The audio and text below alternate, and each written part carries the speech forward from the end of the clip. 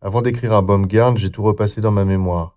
J'ai revu en particulier la gare de Moscou en novembre, lorsque je me suis enfui de Moscou.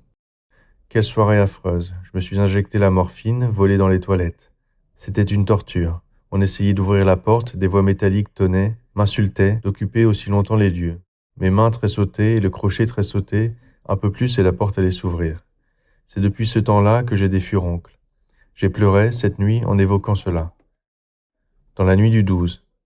À nouveau, j'ai pleu. D'où vient cette faiblesse, cette déchéance, la nuit? Gorelovo, 13 février 1918 à l'aube. Je peux m'adresser des félicitations, 2 points. Voici déjà 14 heures que je suis sans piqûre, 14. C'est un chiffre invraisemblable. Un jour trouble et blanchâtre se lève. Est-ce que je vais recouvrer la santé, à présent? Si l'on raisonne sainement, je n'ai pas besoin de Baumgard et je n'ai besoin de personne. Il serait honteux de prolonger ma vie, fût-ce d'une minute. Une telle vie, non, c'est impossible. J'ai le remède sous la main. Comment n'y ai-je pas pensé plus tôt? Bon, allons-y, je ne dois rien à personne. Je suis mon unique victime, et aussi Anna. C'est sûr, avec elle, les choses étaient simples et faciles. Le cahier pour Baumgard, c'est la fin.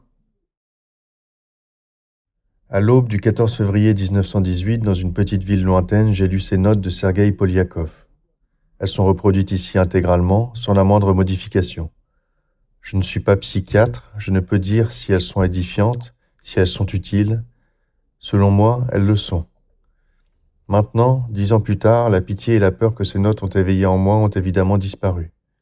C'est naturel, mais à présent, en les relisant, alors que le corps de Poliakov est depuis longtemps tombé en poussière et que son souvenir a complètement disparu, j'y ai trouvé de l'intérêt.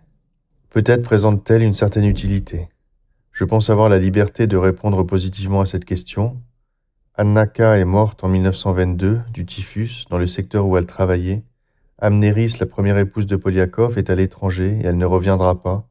Puis-je publier ces notes qui m'ont été offertes? Oui, je les publie. Dr Baumgard, automne 1927.